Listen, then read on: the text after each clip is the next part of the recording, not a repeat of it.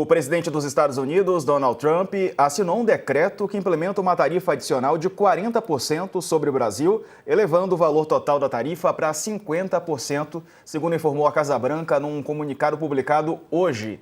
O decreto isenta alguns alimentos, minérios e produtos de energia e aviação civil, entre centenas de outros. Segundo o documento, a medida tem o objetivo de lidar com as políticas, práticas e ações recentes do governo brasileiro que constituem uma ameaça incomum e extraordinária à segurança nacional, à política externa e à economia dos Estados Unidos.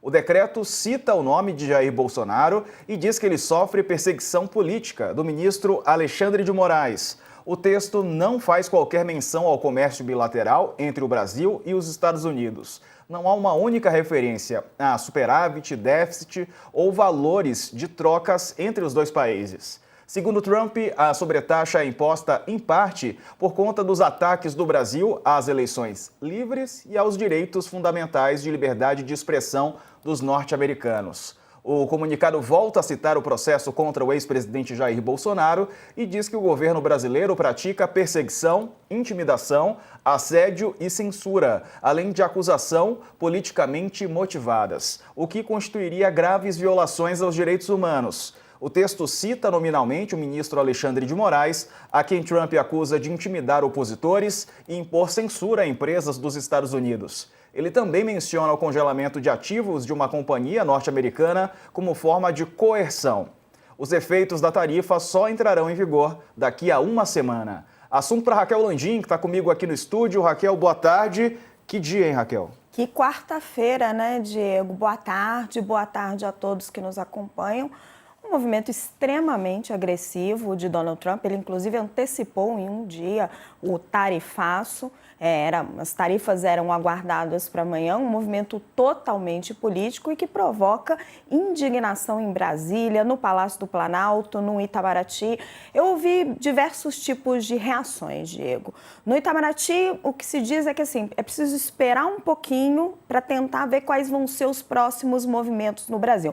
Mas mesmo entre os diplomatas, a percepção é que ficou muito claro quem é que quer sentar na mesa para negociar, no caso, o governo brasileiro, e quem é que quer atacar a soberania de um outro país, no caso, o governo americano e Donald Trump. Já no Palácio do Planalto, entre ali auxiliares do presidente Lula e pessoas próximas a ele, é um clima de que precisa uma reação política forte. Por duas razões principais, não só pelo tarifaço, mas principalmente contra o ataque direto ao ministro Alexandre de Moraes. A percepção dentro do governo brasileiro é que não é um ataque a Moraes, é um ataque ao poder judiciário, a um poder de um outro país, um ataque à soberania brasileira.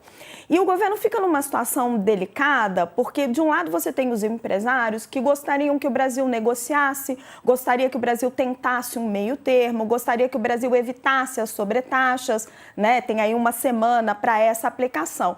Só que do outro lado você tem um presidente, Donald Trump, que ele age como um bullying, né? Aquele menino na sala que fica fazendo bullying com todo mundo, ele já fez a mesmíssima estratégia com outros países para tentar obter vantagens e com o qual não é possível negociar, né? Havia uma pressão sobre o presidente Lula, por exemplo, para que ele ligasse para Donald Trump. Ligar para quê se ele não está querendo atender? Então, este é o ponto, né? Donald Trump usa essa estratégia agressiva, de força, para tentar, de alguma forma, subjugar o Brasil. E aí a sensação política dentro do Planalto é que é preciso uma reação política. A gente pode depois, durante o jornal, ter mais percepções, Diego, percepções do lado trumpista, do bolsonarismo, do que mais está por aí, impactos para as eleições de 2026, mas uma primeira análise é essa, um movimento extremamente agressivo que é visto dentro do governo brasileiro como um ataque à soberania. Vou chamar a Carla Araújo, que está conosco também, em Brasília. A Carla conversou com o ministro da Secretaria da Comunicação, Sidônio Palmeira, e tem mais informações sobre como é que o Planalto está se organizando, o governo. Conta, Carla, boa tarde. Boa tarde, Diego. Boa tarde, Raquel. Boa tarde a todos. Eu falei com ele agora rapidamente, Diego. Eles estão aí, como a Raquel falou, né? Preparando uma resposta, uma reação. o presidente Lula, o dia começou, né, com o anúncio das sanções ao ministro Alexandre de Moraes, e também, como a Raquel mencionou, as tarifas eram esperadas para a próxima sexta-feira. Então, tinha aí ainda uma tentativa de negociação, e logo depois da sanção do Moraes, o Planalto já estava se preparando para ver como ia responder a AGU, que deve representar o ministro Alexandre de Moraes. Então, eles estavam aguardando e elaborando, digamos assim, uma resposta para essa sanção a Moraes, quando veio a surpresa do anúncio dessa assinatura do anúncio do tarifaço. E aí, nessa hora, o presidente Lula falou: bom, agora vamos chamar todo mundo. Chamou ali no Planalto o ministro Fernando Haddad, a ministra Gleisi Hoffmann, o ministro da AGU, Jorge Messias, e agora o ministro das Comunicações, Sidônio Palmeira, para eles decidirem qual que vai ser a resposta do governo, né? Lembrando que no primeiro momento, quando o Trump anunciou o tarifaço contra o Brasil, o presidente Lula lembrou da tal lei da reciprocidade. Mas o que aconteceu? Não com o Sidônio, mas falando com uma outra fonte do Planalto um pouco antes, foi uma sensação dúbia hoje, né? Enfim, primeiro uma coisa a gente fala depois das sanções do Alexandre de Moraes, ficando no tarifaço só. Primeiro veio aquela surpresa de, olha, meu Deus, era para sexta-feira, veio agora, quando que tá valendo já? Ah, não. E aí depois veio o decreto mostrando que tem uma taxa um tempo de 7 dias para elas entrarem em vigor e uma lista extensa de exceções. E aí, essa lista extensa de exceções começou, digamos assim, a acalmar um pouco ali os auxiliares do presidente Lula, falando: nossa, pera, anunciou, assinou o tarifaço, mas não é bem assim. Principalmente, por exemplo, um setor muito importante, o da aviação, a Embraer, né, teve aí até uma alta das ações por conta disso, ficou de fora.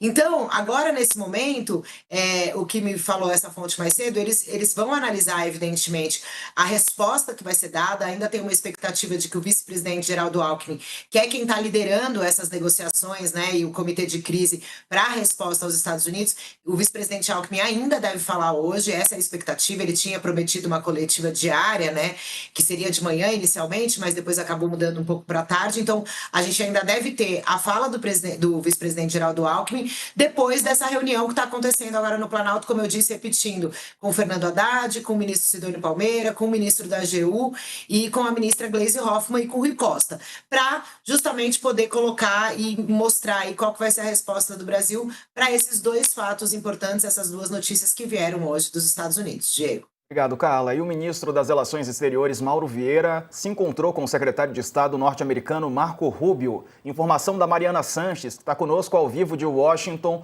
Mariana, como é que foi esse encontro? O que você já conseguiu apurar? Uma boa tarde para você.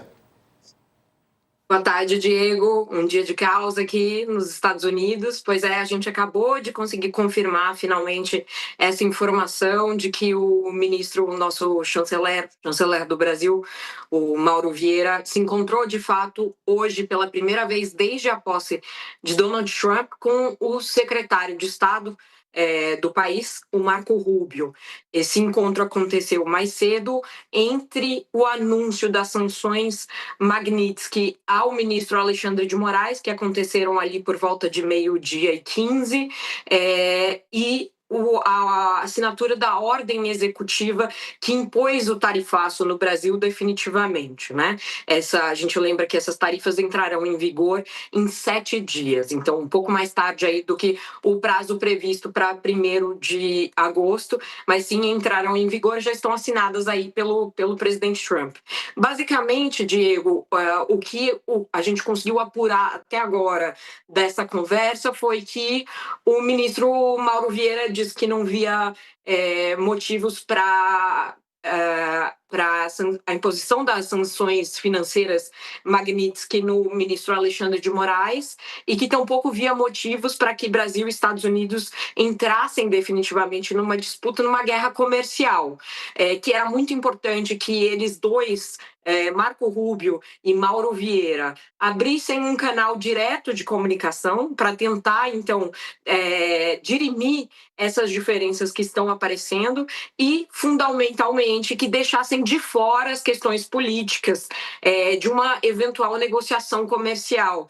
O ministro Mauro Vieira repetiu que o executivo brasileiro é independente do executivo, portanto não haveria condições sequer, mesmo que quisesse, de o presidente Lula interferir no processo judicial do ex-presidente brasileiro Jair Bolsonaro no Supremo Tribunal Federal. O presidente Trump tem imputado ao ex-presidente Bolsonaro o motivo primordial dessas tarifas e também da sanção Magnitsky ao Moraes. Isso tem sido repetido hoje, vários documentos aí que o Departamento de Estado liberou, que a Casa Branca liberou, citam a questão tanto de Jair Bolsonaro quanto de suposta censura a cidadãos americanos, brasileiros e americanos, né? Brasileiros também com cidadania americana, bolsonaristas radicados aqui nos Estados Unidos. Então, isso vem sendo mencionado pelo presidente Trump. Fica muito claro que a questão é bem menos comercial do que política. E até por isso mesmo, talvez, essa lista tão extensa de isenções, né? Porque desde ontem a gente já vinha acompanhando o secretário de Comércio aqui dos Estados Unidos dizendo que haveria sim uma série de isenções tarifárias a produtos que os americanos não possuem, recursos naturais ou mesmo produtos agrícolas, que aqui, por exemplo, é impossível de plantar, não se planta manga nos Estados Unidos, né? Não há abacaxi nos Estados Unidos. Então, veja, é impossível substituir por um produto americano, né? Portanto, esses materiais ficariam isentos de taxação, já dizia ontem o secretário de Comércio, Howard Lutnick. Então, hoje isso se confirmou, inclusive na ordem executiva ao Brasil, ao que tudo indica, né, preliminarmente, o impacto comercial para o PIB brasileiro, inclusive, vai ser menor. Essa era uma grande preocupação dos empresários aqui. E o que fica mesmo é um grande efeito político, né? Tanto assim que me ligou o ideólogo do movimento MAGA, né, o Make America Great Again, o Steve Bannon, muito entusiasmado com o conjunto de medidas que a gente viu serem anunciadas hoje, porque afinal de contas, como a gente vem dizendo aqui, isso ao menos em parte, e vai ficando claro que em grande parte, isso é o resultado de uma campanha que foi feita pelo deputado federal Eduardo Bolsonaro, pelo comentarista político Paulo Figueiredo, pelo próprio Steve Bannon, pelo ex-porta-voz do Trump, o Jason Miller, que são todos desse mesmo campo político, dessa direita populista que tem fortes conexões, que é o mundo Trump e o mundo Bolsonaro, né, Diego? Pois é, tem aqui uma postagem do UOL nas redes sociais que mostra justamente algumas exceções a esse tarifaço. Vamos ver juntos? Café e carne são alvos de tarifaço, petróleo e suco de laranja escapam. Veja a lista de principais produtos. O documento da Casa Branca que detalha o tarifaço mostra todos os produtos isentos. Qualquer item fora da lista vai ser taxado em 50%. Isentos estão os seguintes, Raquel: castanhas do Brasil, polpa e suco de laranja, minérios como ferro, prata, ouro e mica, derivados de carvão e petróleo, aeronaves, motores, turbinas e peças, madeira tropical, cortiça, celulose e papel especializado, bombas, ventiladores, compressores, ar-condicionado e máquinas automáticas, smartphones, equipamentos de áudio e vídeo, sensores e baterias, termômetros, instrumentos para pressão, luminárias LED, móveis metálicos e plásticos, produtos em trânsito antes da data efetiva da ordem, doações humanitárias como alimentos, roupas e medicamentos, materiais informativos, exemplos: livros, filmes, CDs e obras de arte, produtos retornados aos Estados Unidos para reparo, alteração ou processamento adicional. E tem a lista, Raquel, de produtos taxados também. Diga lá. Então, deixa eu pontuar aqui, que a Carla estava muito bem falando sobre isso, para as pessoas terem uma noção, não ficarem perdidas assim, nesse mundo de produto. O que é muito importante? O que era muito pesado para o Brasil, gente, muito importante, ia ter um impacto danado aqui e acabou escapando? Aeronaves, as aeronaves da Embraer, tanto que a Carla Araújo acabou de falar para vocês, ó, as ações da Embraer subindo 11,6%.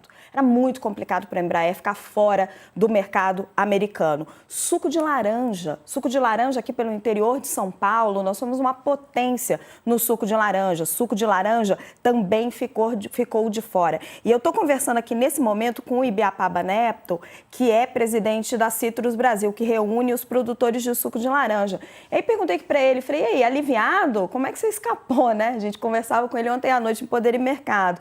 E aí ele está conversando, e aí ele está me explicando, olha, não foi uma concessão à indústria brasileira, foi uma concessão à indústria americana do suco. Então, essas exceções, como a Mariana também estava me explicando, na verdade, elas são muito mais um trabalho da indústria americana, que pressionou o governo Trump para tirar esses produtos, do que um lobby do governo brasileiro que estava com a porta muito fechada lá.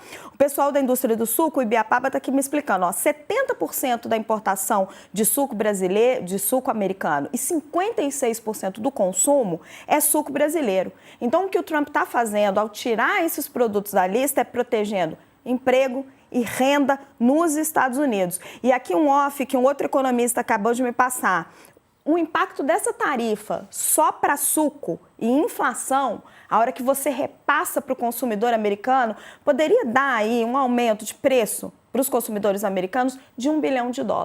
Então, não é que o Donald Trump está sendo bonzinho com o Brasil ou está dando uma colher de chá, não. Ele foi pressionado pelas empresas americanas porque esse protecionismo, ele acaba tendo um impacto para os consumidores americanos. E aí, ele acaba tirando esses produtos e alivia, claro, a pressão em cima do governo brasileiro. E agora os produtos taxados pelos norte-americanos, naquela postagem do UOL, também tem essa lista completa. Veja aí, café, carne bovina e suína, frango, peru e ovos, milho, soja, arroz, trigo, açúcar e outros cereais, outras frutas, além da laranja, manga, abacaxi, uva, por exemplo, produtos hortícolas como vegetais, são produtos taxados. Essa é a lista. Esses aqui não escaparam, inclusive o café, né, Raquel? Chama a atenção, porque o café, ele não é produzido lá nos Estados Unidos, né? Então, eles têm a opção de comprar da Colômbia, mas eles não têm uma produção tão alta, esse produto eles vão ter que dar uma olhada. Agora, carnes, por exemplo, eles são um grande produtor, inclusive a JBS, que é uma empresa brasileira, tem uma produção imensa nos Estados Unidos. Então, o Donald Trump, ele tenta fazer esse balanço, mas essa não é uma política positiva para os americanos. Ele vai acabar gerando inflação e vai acabar comendo a renda dos consumidores americanos com essa política. Como é que isso vai repercutir, ou já está repercutindo aí, Mariana? Pois é, a Raquel tem toda a razão no que ela diz e a gente percebe muito claramente que nas exceções o Trump tentou se proteger de uma eventual inflação, né? Tanto que já não está na lista mais o petróleo, por exemplo. O petróleo é um produto que vai ficar isento. Os Estados Unidos, o produto número 1 hoje nos Estados Unidos, que os Estados Unidos compram do Brasil, é o petróleo cru. E por isso mesmo, quer dizer, uma preocupação para tirar, e não só isso, né? A gente sabe também que empresas como a Shell, a ExxonMobil, a Chevron se movimentaram para acionar a Casa Branca e reclamar. Dizer, olha, não faz sentido que a gente vá pagar um preço tão alto por uma demanda política que nem necessariamente é nossa, né? Veja, é uma emergência econômica nacional para quem?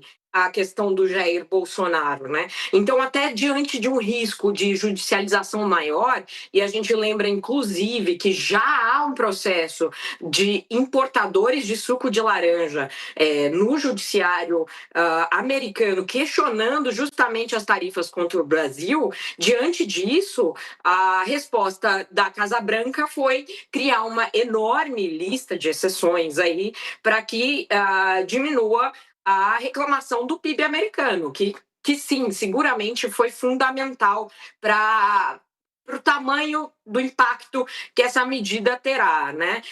Agora, de fato, o café ficou de fora. 1 em cada 3 cafés consumidos aqui nos Estados Unidos vem diretamente do Brasil. Ainda há que se ver se, de repente, a Casa Branca vai fazer um aditamento dessa lista e colocar o café por aí também.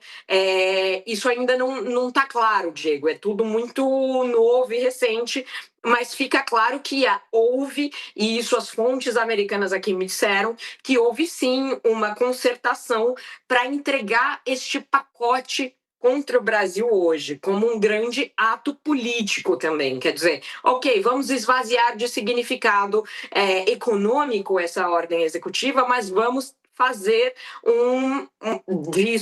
desse anúncio, junto com a Magnitsky ao Moraes, um grande ato político em relação aos nossos aliados do Brasil, né?